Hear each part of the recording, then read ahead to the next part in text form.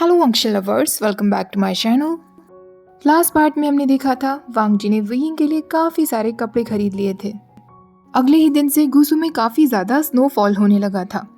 गुसू के सारे land disciples weather में इस चेंज को देखकर काफ़ी ज़्यादा एक्साइटेड थे। दूसरी तरफ वियिंग सोच रहा था कि ये ठंड कब जाएगी।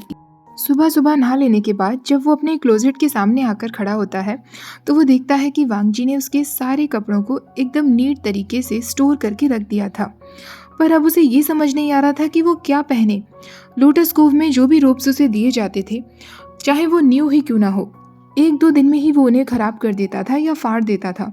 उसे पता था कि वो बहुत ज़्यादा मैसी है, इसलिए वो नहीं चाहता था कि वांग जी के लाए हुए नए कपड़ों का भी कुछ ऐसा ही हाल हो जाए, क्योंकि वो बहुत ज़्यादा एक्सपेंसिव हैं और वांग जी उसके लिए बहुत प्यार से लेकर आया था। फाइनली वो डिसाइड करता है कि वांग जी के लाए हुए रोब्स को वो और भी ज़्यादा ठंड वाले दिनों में पहनेगा। फिलहाल वो वांग जी के ही ओवरकोट को पहन लेता है और ईटिंग हॉल की तरफ निकल जाता है। वो ब्रेकफास्ट के लिए वांग जी के पास आकर बैठता है। वांग जी की नज़र सीधे उसकी बॉडी पर पड़ती है जहाँ उसके लाए हुए न्यू कोट्स नहीं थे, जिसे देखकर वांग जी थोड़ा मुंह बना लेता है। पर वियिंग अभी भी हंस रहा था और उसके पास जाकर कहता है, क्या हुआ लंजा, मैंने तुम्हारा कोट ही तो पहना है ना। वांग जी बिना कुछ कहे उसे फूड सर्व करना शुरू कर देता है। वियिंग नोटिस करता है कि वांग जी गुस्से में थोड़ा सा पाउट भी बना रहा था। वियिंग मन में सोच लेता है, ठीक है, कल से मैं न्यू रोब्स ही पहन लूंगा। इससे पहले कि वो वांग जी को मनाने की कोशिश करता, वांग जी ऑलरेडी लंच चैन के साथ वहां से जा चुका था। वियिंग खुद से कहता है, मुझे जल्दी ही लंजा से बात करनी होगी, वो मुझसे नाराज हो गया है। अपनी तालिस्मान क्लासेस अटेंड कर लेने के बाद वियिंग सीधा वांग जी से मिलने के लिए जाता है। वो जैसे ही वांग जी को क्लासेस लेकर बाहर आते हुए देखता है, उसे रास्ते में ही उसका हाथ पकड़कर एक तरफ खींच लेता है जहाँ कोई भी नहीं था। वांग जी थोड़ा सा शॉक्ड रह जाता है, पर अभी भी वो वियिंग को देखकर पाउट ही बना रहा था। वो उससे कहता है, क्या हुआ वियिंग। वियिंग कहता है, कुछ नहीं लंजा, मैं बस थोड़ा समय अकेले तुम्हारे साथ चाहता था। वो वांग जी की चढ़ी हुई आईब्रोज को देखकर फिर मुस्कुराते हुए कहता है, लंजा, तुम अभी तक पाउटिंग कर रहे हो। वांग जी उससे कहता है, नहीं। वियिंग अब जोर जोर से हंसने लगता है और वांग जी की स्लीव्स पकड़कर खींचते हुए कहता है, अर्गगा, प्लीज अब मुझसे इतना भी नाराज मत हो। वियिंग पास ही की एक रॉक पर बैठ जाता है और वांग जी को भी वहीं बिठा लेता है। वांग जी का हाथ वियिंग की थाइस पर आकर लगता है। वांग जी उससे कहता है, मैं तुमसे नाराज नहीं हूँ। वियिंग ड्रामेटिकली कहता है, तुम हो, तुम्हारे फेस से साफ दिख रहा है अर्गगा, मैंने नए कपड़े नहीं पहने इसलिए तुम मुझसे नाराज हो ना। वांग जी वियिंग की नीज पर हाथ ले जाते हुए कहता है, तुमने प्रॉमिस किया था। वियिंग कहता है, हाँ लंजा, मैंने प्रॉमिस किया था कि मैं इन कपड़ों को एक्सेप्ट कर रहा हूँ, पर उन्हें पहनने का मैंने प्रॉमिस नहीं किया था। वांग जी और भी ज़्यादा पाउट बनाने लगता है तो वियिंग कहता है, पर मैं तुम्हारा हुआ लाया तो कोट पहन ही रहा हूँ ना, और ये मेरे लिए काफ़ी वार्म है। वियिंग अपना हाथ वांग जी की चीक्स पर ले जाने वाला होता है, पर वांग जी उसका हाथ पकड़ लेता है और हटा देता है। वियिंग अब हंसते हुए कहता है, तुम सच में बहुत जिद्दी हो अर्गगा, मुझे विश्वास नहीं हो रहा, मैंने तुम्हारे लाए हुए कपड़े नहीं पहने इसलिए तुम इतना नाराज हो रहे हो। क्या तुम सबको दिखाना चाहते हो कि मैं तुम्हें बिलोंग करता हूँ। वांग जी उससे कहता है, सबको ऑलरेडी पता है कि तुम मेरे ही हो। वियिंग ब्लश करते हुए कहता है, लंजा, कभी कभी सच में मैं सोचता हूँ कि तुम इतने पोजेसिव कैसे हो सकते हो। मैं पक्का तुम्हारे लाए हुए नए कपड़े किसी और दिन पहनूंगा, प्रॉमिस कर रहा हूँ, अब तो मान जाओ ना। वांग जी का अब हाथ पूरी तरीके से वियिंग के थाइस के ऊपर था। वो वियिंग से कहता है, तुम कल पहनोगे। वियिंग कहता है, ठीक है, मैं प्रॉमिस करता हूँ मैं कल उन्हें पहन लूंगा, अब प्लीज मुंह बनाना बंद करो। अब वो वांग जी से पूछता है कि उसने नोट्स को कहाँ तक कंप्लीट कर लिया है, तो वांग जी उससे कहता है, मैंने ऑलमोस्ट कर ही लिया है, कुछ पेजेस बचे हैं जिन्हें लिखना बाकी है। वियिंग कहता है, लंजा, मुझे बहुत बुरा लग रहा है, तुम्हें मेरी वजह से कितना काम करना पड़ रहा है। तुम मुझसे नाराज भी थे, फिर भी तुमने मेरे लिए इतने सारे पेजेस लिखे। वांग जी कहता है, मैं नाराज नहीं हूँ। वियिंग कहता है, अब नहीं हो, पर तुम थे। आगे से मैं कुछ भी ऐसा नहीं करूँगा जिससे मैं तुम्हें अननॉय कर दूँ। क्या पता किसी दिन तुम मुझे इसी तरह अपनी ज़िंदगी से बाहर कर दो, मेरा क्या होगा फिर।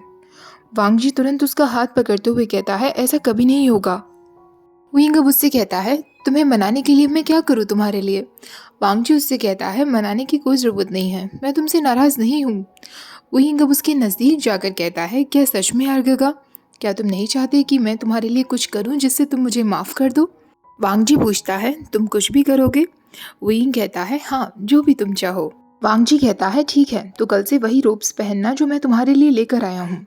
वुयिंग खुश होते हुए कहता है ठीक है, जो भी तुम चाहो। वांग जी अब अपना हाथ वुयिंग की वेस्ट पर ले जाता है और उसे अपने पास खींच लेता है। वो उसकी नेक पर किस करने लगता है, पर तभी उसे चिरैन की बातें याद आती हैं और वो तुरंत हट जाता है। पर वुयिंग उसे कंटिन्यूसली किस करना चाहता था, इसलिए वो उसे अपने पास खींच लेता है और उसके लिप्स पर किस करने लगता है। पर तभी सडनली वहाँ एक आवाज़ होती है और उनके सामने जंगशा वहाँ खड़ा था। वुयिंग की नज़र जैसे ही जंगशा पर जाती है, वो तुरंत वांग जी से अलग होता है और ज़ोर से चिल्लाते हुए कहता है, जंगशा तुम यहाँ क्या कर रहे हो। जंगशा उससे कहता है, विभूषण क्या तुम प्लीज़ पब्लिक प्लेस पर ये सब हरकतें करना बंद करोगे। जंगशा ने अपनी आंखों पर हाथ रखा हुआ था। वुयिंग कहता है, जंगशा ये तुम्हारी गलती है, तुम अचानक से यहाँ कैसे आ गए। जंगशा उससे कहता है, क्या तुम भूल गए हमारी स्वॉर्ड प्रैक्टिस का टाइम हो रहा है। वुयिंग वांग जी के चीक्स पर किस करते हुए कहता है, अर्गगा मैं तुमसे बाद में मिलता हूँ, अभी मुझे जल्दी से जंगशा के साथ ट्रेनिंग के लिए जाना होगा। वांग जी जंगशा को बिना कोई अटेंशन दिए वुयिंग को किस करता है और उससे कहता है, ठीक है हम बाद में मिलते हैं। जंगशा ये सब देखकर कहता है, क्या तुम्हें पता है तुम दोनों कितने अननोइंग हो। वुयिंग मुंह बनाते हुए कहता है, अगर तुम्हें ये सब देखने से जलन हो रही है तो दूसरी तरफ देखो। उसके बाद जंगशा और वुयिंग अपनी ट्रेनिंग के लिए चले जाते हैं। अगले दिन नी मिंगजे क्लाउडसेस वापस आने वाला था। वुयिंग ने सोच लिया था कि आज तो वो वांग जी को इम्प्रेस करने के लिए उसके न्यू रोब्स ही पहनेगा। वो न्यू रोब्स पहनकर ईटिंग हॉल की तरफ जाता है तो वो देखता है लैन चिचैन वांग जी और लैन चिरैन नी मिंगजे के साथ बातें करने में बिजी थे। पर उसके बावजूद भी वांग जी जैसे ही वुयिंग की तरफ देखता है, उसके फेस पर एक स्माइल आ जाती है। जैसे ही वो सब लोगों की बातें खत्म होती हैं और वांग जी अकेला था, वुयिंग वांग जी की तरफ जा रहा होता है, पर वो देखता है वांग जी ऑलरेडी उसकी तरफ ही देख रहा था। वो दोनों साथ मिलकर बाहर आते हैं। स्नोफॉल हो जाने की वजह से पूरा क्लाउडसेस स्नो से ढक गया था। वांग जी की नज़र सिर्फ वुयिंग पर ही थी। वुयिंग उससे कहता है, लंजा आज क्लाउडसेस कितना ब्यूटीफुल लग रहा है ना, मैंने ऐसा व्यू पहले कभी नहीं देखा। वांग जी वुयिंग की तरफ ही देखे जा रहा था और वो सिर्फ में जवाब दे देता है। वुयिंग जब ये नोटिस करता है तो उससे कहता है, अर्गगा तुमने मुझे बताया नहीं, मैं इस ड्रेस में कैसा लग रहा हूँ, क्या वैसा ही लग रहा हूँ जैसा तुमने इमेजिन किया था। वांग जी से अब बर्दाश्त नहीं होता। वो वुयिंग की वेस्ट को पकड़ के एक स्ट्रॉन्ग पुल के साथ उसे अपनी तरफ खींचता है और उससे कहता है, क्या वुयिंग को मेरा अप्रूवल चाहिए। वुयिंग भी वांग जी का कॉलर पकड़ते हुए कहता है, ऑफ कोर्स लंजा, ये कपड़े तुमने मेरे लिए खरीदे हैं, तो मैं जानना चाहता हूँ कि मैं लान अर्गगा की एक्सपेक्टेशंस पर खरा उतरा हूँ या नहीं। वांग जी वुयिंग की बॉडी को हर जगह ट्रेस करने लगता है। वो वुयिंग के फेस के इतना नज़दीक आ जाता है कि उसकी वार्म ब्रीदिंग वुयिंग को फील हो रही थी। वुयिंग अब डेस्परेट हो जाता है और वांग जी के वार्म चीक्स पर किस कर लेता है। वांग जी तुरंत उसकी जॉ को ग्रैब करता है और उसके लिप्स पर एक हीटेड किस कर लेता है। वो दोनों एक दूसरे को डेस्परेटली किस कर रहे थे, एक दूसरे का माउथ टेस्ट कर रहे थे। वो किस काफ़ी पैशनेट होता जा रहा था। तभी वांग जी को अचानक फिर से चिरैन की बातें याद आती हैं और वो अलग हो जाता है। वुयिंग ये देखकर उसे कहता है, लंजा क्या तुम खुद को रोक रहे हो। वांग जी वुयिंग का हाथ पकड़ते हुए कहता है, अंकल ने ये बात हमसे क्लियर कर दी थी, अगर आगे कुछ ऐसा वैसा होता है तो वो बर्दाश्त नहीं करेंगे, तब तक नहीं जब तक हमारी ऑफिशियल अनाउंसमेंट्स ना हो जाएं, हमारी एंगेजमेंट के बारे में सबको पता ना चल जाए। हमें रिस्क नहीं लेना चाहिए वुयिंग। वुयिंग थोड़ा डिसअपॉइंटेड दिखने लगता है और वांग जी से कहता है, और ये सब कब होने वाला है। वांग जी उससे कहता है, ब्रदर ने मुझसे कहा है कि जैसे ही नी मिंगजे यहाँ से चले जाएंगे उसके बाद अंकल सबको इन्फॉर्म करना शुरू कर देंगे। अनाउंसमेंट ऑलरेडी लिखी जा चुकी है।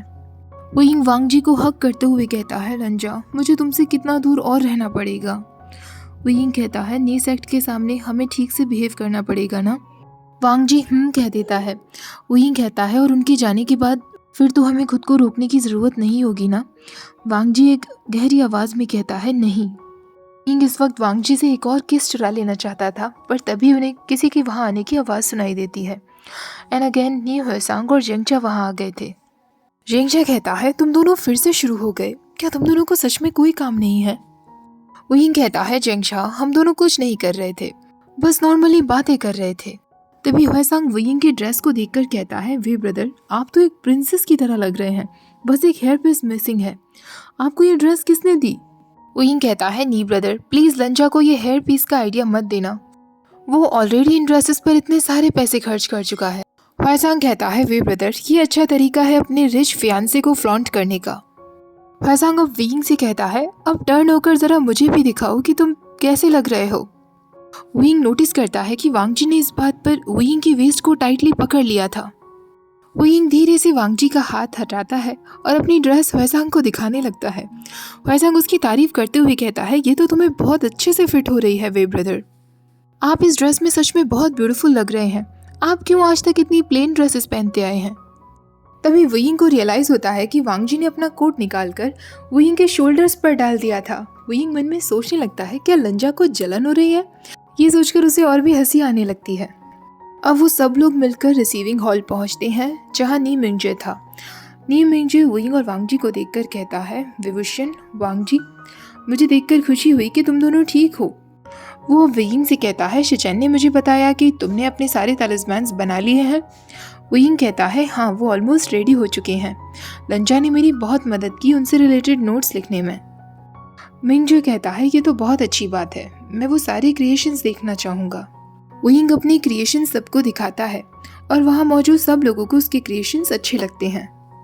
नी मिंगजे कहता है, कल्टीवेशन वर्ल्ड को ऑलरेडी पता होगा कि युनमक जांग के फॉर्मर हेड डिसिपल कितने सालों से टैलेंटेड रहे आए हैं। विंग कहता है, थैंक यू सो मच चिफेंजुन, मेरी तारीफ करने के लिए। नी मिंगजे कहता है, मैं कभी भी किसी की तारीफ बिना किसी रीजन की नहीं करता, तुम सच में तारीफ के काबिल हो। नी मिंगजे विंग को उसके क्रिएशंस के बदले में काफ़ी गिफ्ट्स देता है। वो उससे कहता है, तुम मेरे दोस्त के ब्रदर इन लॉ हो तो तुम्हें गिफ्ट देना मेरा भी हक है। डिस्कशन के बाद अब सब लोग अपने अपने रूम में जाने लगे थे। विंग नी मिंगजे के गिफ्ट्स के बारे में सोच रहा था और वो वांगजी के पास जाकर कहता है, लंजा, रिच पीपल कितने स्कैरी होते हैं ना, उनके गिफ्ट्स कितने ज़्यादा महंगे लग रहे हैं। अगर मैंने उन गिफ्ट्स को फिर से देखा तो मैं पक्का बेहोश हो जाऊंगा और तुम्हें मुझे पकड़ते हुए मेरे रूम तक ले जाना पड़ेगा। चिरान विंग के पास आता है और उससे कहता है, विभूषण, तुम सच में वांगजी के फियांसे होने की ड्यूटी बहुत अच्छे से निभा रहे हो। मुझे विश्वास है कि तुमने हेड डिसिपल होने के नाते मैनेजमेंट भी काफ़ी अच्छे से सीखा हुआ होगा। विंग मुस्कुराते हुए कहता है, जी अंकल। तो चिरान कहता है, फिलहाल के लिए तुम अपनी स्टडीज़ पर फोकस करो, पर जब समय आएगा तो तुम शिचैन का साथ मैनेजमेंट में दे सकते हो। मुझे विश्वास है कि तुम और वांगजी दोनों मिलकर शिचैन को फ्यूचर में बहुत सपोर्ट करोगे। विंग कहता है, ऑफ कोर्स अंकल, मैं आपसे कुछ पूछना चाहता था। चिरान कहता है, हाँ बिल्कुल। विंग कहता है, लंजा ने मुझे बताया था कि अगर हमारे सेक्ट के किसी डिसिपल से शादी हो जाती है तो हम म्यूजिकल कल्टीवेशन सीख सकते हैं। चिरान कहता है, हाँ सीख सकते हैं, पर यह तुम्हारे लिए काफ़ी हार्ड होगी। तुम क्या सीखना चाहते हो? विंग कहता है, अब मैं गेस्ट डिसिपल लेक्चर्स तो अटेंड कर नहीं रहा हूँ, तो मेरे पास काफ़ी खाली समय है। मैं फ्लूट सीखना चाहता हूँ अंकल। चिरान कहता है, ठीक है, तुम बिल्कुल सीख सकते हो। मैं उन मास्टर से बात करूंगा जिन्होंने शिचैन को फ्लूट बजाना सिखाया था। विंग कहता है, thank you so much uncle. अगली सुबह गुसु में ठंड थोड़ी सी कम हो गई थी। विंग एक बार फिर ईटिंग हॉल में था और चुप चुप कर वांगजी की तरफ देख रहा था। तभी वो नोटिस करता है कि लैन शिचैन वहाँ नहीं था। वो सोचने लगता है शायद लैन शिचैन नी मिंगजे के साथ ब्रेकफास्ट कर रहा होगा। तभी वांगजी उससे कहता है, ब्रदर चिफेंजुन के साथ कल शाम नाइट हंट पर निकल गए हैं। अंकल ने मुझे ब्रदर की कुछ ड्यूटीज दी हैं जो उनकी एब्सेंस में मुझे पूरी करनी है। विंग कहता है, लेकिन क्यों? मुझे तो लगा था कि नी सेक्ट आज वापस चले जाएंगे। अब ये कैसा नाइट हंट है लंजा? मुझसे एक दिन का भी इंतजार नहीं हो रहा है कि कब उनके जाने के बाद अंकल लैन चिरान पूरे सेक्ट को हम दोनों के बारे में बताएंगे। वांगजी कहता है, नाइट हंट में उन्हें ज़्यादा टाइम नहीं लगेगा, शायद वो आज रात ही वापस आ जाए। विंग फाइनली एक गहरी सांस लेता है और वांगजी से कहता है, क्या शिचैन गा के काम करवाने में मैं भी तुम्हारी मदद करूं? वांगजी कहता है, पर ये तो तुम्हारा फ्री टाइम है ना, क्या तुम बाहर स्नो में नहीं खेलना चाहते? विंग कहता है, खेलना चाहता हूँ, पर मैं लंजा के साथ भी खेलना चाहता हूँ। वांगजी उससे कहता है, हम कल साथ में समय बिताएंगे, तुम्हें अभी रिलैक्स करना चाहिए। विंग कहता है, नहीं लंजा, चलो फिर मैं थोड़ी देर फॉरेस्ट में ही जाकर आता हूँ। वांगजी कहता है, ठीक है, पर वहाँ जाने से पहले कुछ खाकर जाना। विंग कहता है, हाँ बिल्कुल लंजा। विंग किचन में जाता है और अपने लंच के लिए कहता है। तो वहाँ जो वर्कर्स काम कर रहे थे वो विंग को देखकर कहते हैं, आप तो मास्टर लैंड के फियांसे हैं ना? उन्होंने आज सुबह मॉर्निंग में ऑलरेडी हमें इंस्ट्रक्शंस दे दिए थे कि हमें आपका लंच कैसे प्रिपेयर करना। वो सब लोग विंग को लंच सर्व करने लगते हैं। जैसे ही विंग लंच करता है, पास ही में उसे एक स्मॉल नोट मिलता है जिसमें लिखा हुआ था, अंधेरा होने से पहले वापस आ जाना और अपने साथ कोट ज़रूर रखना। विंग कहता है, लंजा तुम सच में इम्पॉसिबल हो, मैं क्या करूँ तुम्हारा। मैं तुम्हारे नज़दीक भी नहीं आ सकता जब तक नी सेक्ट यहाँ से ना चले जाएं। तुम सच में मेरे दिल को बहुत कमज़ोर बना रहे हो लंजा। ओके गाइस, आज का पार्ट यहीं ख़त्म करते हैं। आई होप आज का ये क्यूट सा पार्ट आप लोगों को अच्छा लगा होगा। वीडियो अच्छी लगी हो तो प्लीज़ वीडियो को लाइक शेयर, चैनल को सब्सक्राइब करना मत भूलिएगा। Thank you for watching, bye bye.